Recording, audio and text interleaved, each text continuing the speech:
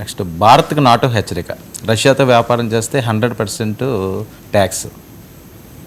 భారతదేశానికి, చైనాకు, బ్రెజిల్కు కూడా నాటో తీవ్రమైన హెచ్చరిక చేసింది. నాటో అనేది కావడానికి నార్త్ అట్లాంటిక్ ట్రీటీ అని చెప్పినప్పటికీ పూర్తిగా అది అమెరికా అదుపాజ్ఞాల్లోనే ఉండేటటువంటిది.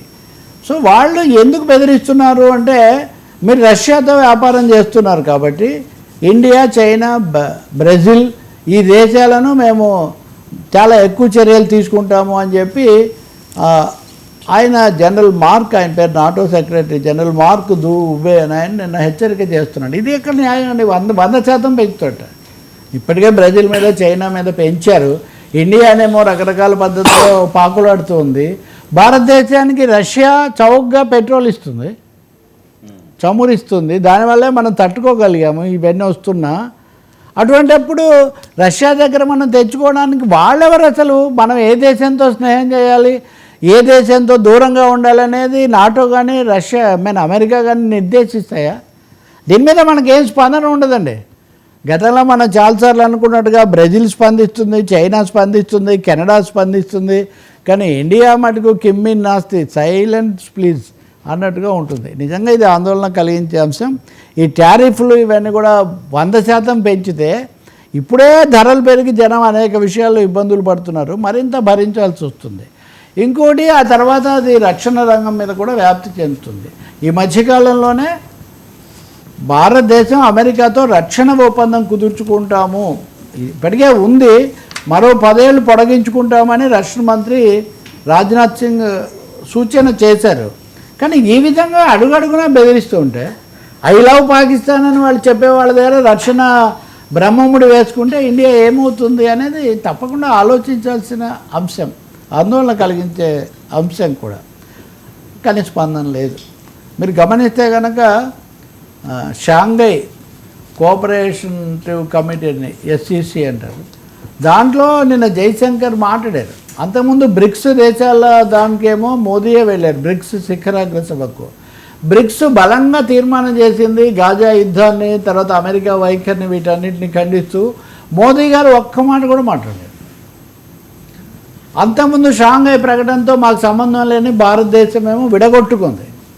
కాబట్టి అమెరికా లేదా ఇజ్రాయిల్, ఉక్రెయిన్ వీటి వైఖరి మీద విమర్శలు అనేకం వస్తుంటే భారతదేశం మటుకు ఏదో ఒక విధంగా అమెరికాతోనే ఉన్నాను, ట్రంప్ నమస్తే ట్రంప్ అన్న పాత పద్ధతిలోనే కొనసాగుతున్నామనే సిగ్నల్స్ ఇస్తుంది. ఇది మటుకు ఏమాత్రం క్షేమదాయకం కాదు.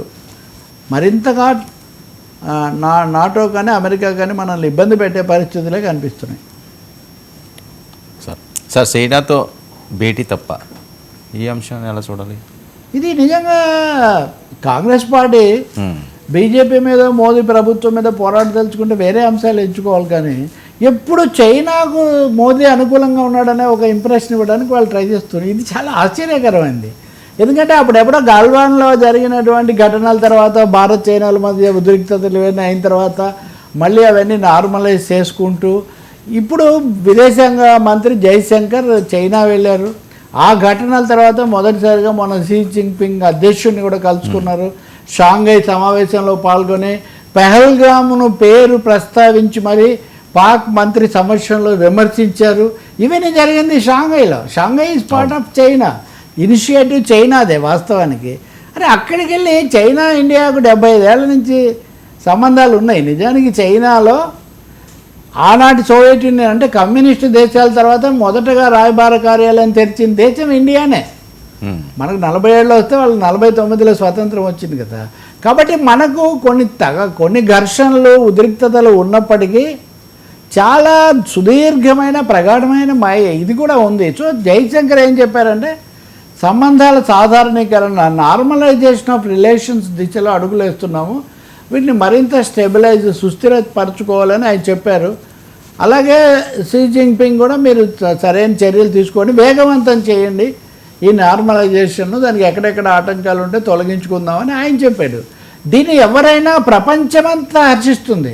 ఈ రెండు అత్యధిక జనాభా కలిగినటువంటి, అతి ప్రాచీనమైన ఇది కలిగినటువంటి సంస్కృతి కలిగిన ఈ రెండు దేశాలు స్నేహంగా ఉండాలి అనేది ప్రపంచం యొక్క ఆకాంక్ష. చైనా, ఇండియా, రష్యా, ఈ 3 దేశాలు కలిస్తే ఒక సగం ప్రపంచమే అయిపోతుంది. అటువంటప్పుడు కాంగ్రెస్ వాళ్ళు రాహుల్ గాంధీ ముఖ్యంగా దీని మీద అభ్యంతరం. అసలు జయశంకర్ ఎందుకు వెళ్ళారు, ఏం మాట్లాడారు, చైనాతో మీరు సరైన సిగ్నల్స్ ఇస్తున్నారా అని చైనా వ్యతిరేక వైఖరి తీసుకోమని. అంటే ఏదో గట్టిగా మాట్లాడితే కాంగ్రెస్ ఏదో గట్టిగా ఉంటుందని వీళ్ళు అనుకుంటున్నారేమో తెలియదు, కానీ ఖచ్చితంగా ఈరోజు అమెరికా ఒక్కతే పెత్తనం చేసే పరిస్థితిలో నిలబడగలిగిన స్తోమత ఈ దేశాలకే ఉంది. తప్పకుండా సమస్యలు ఉంటే పరిష్కరించుకోవాలి, కానీ చైనా ఇండియా స్నేహం పెరగాలని అందరూ కోరుకుంటున్నారు. మోదీ ప్రభుత్వంలో కూడా ఎవరేం మాట్లాడినా ఆ స్పృహ ఉంది కాబట్టి జైశంకర్ ప్రత్యేకించి అన్నీ తెలిసినాడు కదా జైశంకర్. ఒక మాట కూడా అన్నాడు కొద్ది రోజుల కిందట, అమెరికాతో మా స్నేహం చైనాకు వ్యతిరేకంగా కొంతమంది అతిగా ఊహిస్తున్నారు, మేము మా కోణంలో మేము చేస్తాం కానీ అమెరికా కోసం మేము చేయమనే ఒక మాట కూడా రక్షణ కోసమైనా ఆయన అనున్నాడు. అందుకని ఇటు ప్రభుత్వము బ్యాలెన్స్ చేసుకోవాలి, కాంగ్రెస్ పార్టీ తన రాజకీయ ప్రయోజనాల కోసం ఈ విదేశాంగ విధానాన్ని వివాదగ్రస్తం చేయడం, అంటే ముఖ్యంగా చైనాతో సంబంధాలను మటుకు క్షేమదాయకం కాదని గుర్తించాలి. ఇవన్నీ బహుశా రేపు పార్లమెంట్ సమావేశాలు 21 నుంచి జరుగుతాయి, అక్కడ చర్చకు వచ్చే అవకాశం ఉంది.